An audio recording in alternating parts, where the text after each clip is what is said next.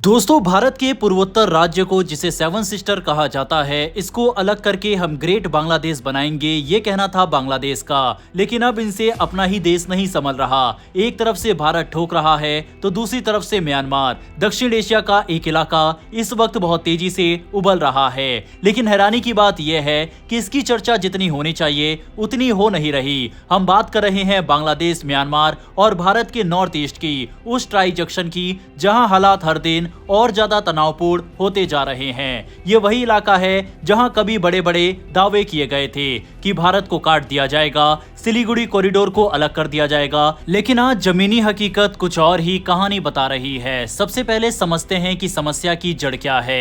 Myanmar इस समय एक भयानक गृह युद्ध से गुजर रहा है। वहां की सेना और विद्रोही संगठनों के बीच लगातार संघर्ष चल रहा है। इन्हीं विद्रोही संगठनों में एक नाम है अरक्कन आर्मी, जिसने म्यांमार के पश्चिमी इलाकों में मजबूत पकड़ बना ली है। ये इलाका सीधे बांग्लादेश की सीमा से सटा हुआ है, खासकर नाव टेकनाफ नदी के आसपास। अब स्थिति यह है कि अरक्कन आर्मी न सिर्फ म्यांमार की सेना से लड़ रही है, बल्कि सीमा पार बांग्लादेश पर भी इसका असर साफ दिख रहा है। बांग्लादेश के सीमावर्ती गांवों में गोलियां गिर रही है, आम नागरिक घायल हो रहे हैं, यहां तक कि बच्चों की जान तक जा रही है। मछुआरों को उठाया जा रहा है, उनके नावों पर फायरिंग हो रही है और पूरे इलाके में डर का माहौल बना हुआ है। दिलचस्प बात यह है कि बांग्लादेश की बॉर्डर फोर्स यानी बीजीबी बार बार बयान दे रही है कि फायरिंग म्यांमार की सीमा के अंदर हो रही है, लेकिन स्थानीय लोग और मीडिया की रिपोर्ट कुछ और ही इशारा करती है। कई मामलों में विद्रोही गुट सीमा पार करके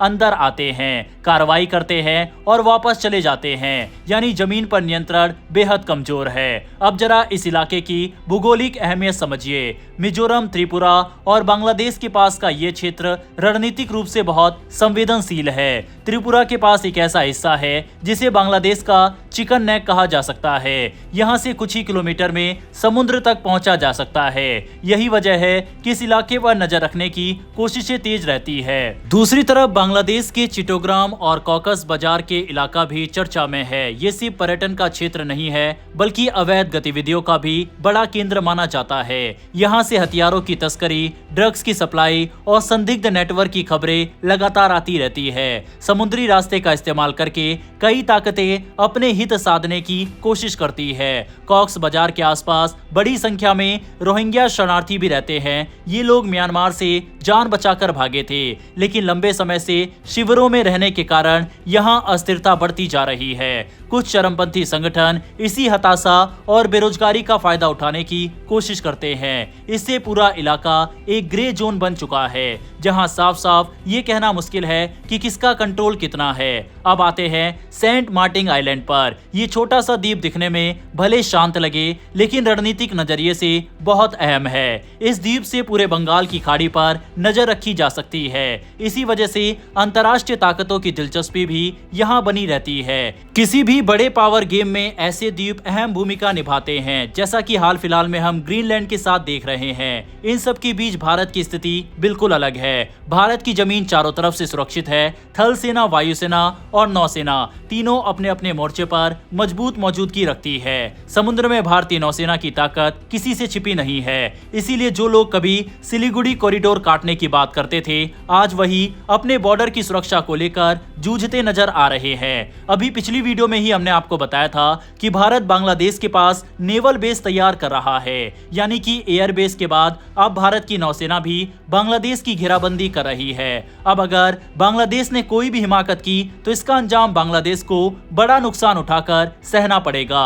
हालांकि भारत के लिए एक बड़ी समस्या वेस्ट बंगाल बनी हुई है। अभी भी बीएसएफ को जो बॉर्डर के पास जमीन चाहिए, उसको बंगाल की सरकार नहीं दे रही। बीएसएफ को ये जमीन वहां पर फेंसिंग के लिए चाहिए। इसी वजह से कुछ एरिया में अभी तक काम रुका हुआ है।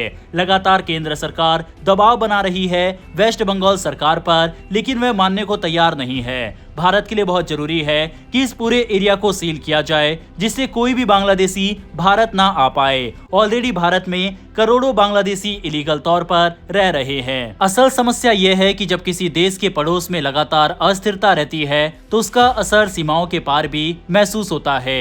म्यांमार का गृह युद्ध, बांग्लादेश के अंदरूनी दबाव और अलग अलग गुटों की लड़ाई, ये सब मिलकर पूरे इलाके को अस्थिर बना रहे हैं। नाफ टेकनाफ नदी के आसपास लगातार गोलीबारी, लैंडमाइंस और अपहरण की घटनाएं इसी का सबूत है। आज हालात यह है कि आम नागरिक सबसे ज्यादा परेशान है। बच्चे स्कूल नहीं जा पा रहे, मछुआरे समुद्र में उतरने से डर रहे हैं और सीमा पर रहने वाले लोग हर रात गोलियों की आवाज के साथ सोने को मजबूर है। ये सिर्फ एक देश की समस्या नहीं है, बल्कि पूरे क्षेत्र की सुरक्षा से जुड़ा मामला है। साफ है कि बांग्लादेश की अंतरिम सरकार की नीतियों की वजह से बांग्लादेश को काफी कुछ सहना पड़ रहा है। बहरहाल दोस्तों, इस वीडियो में इतना ही। इस पूरी खबर पर अपनी राय कमेंट बॉक्स में लिखकर बताइएगा।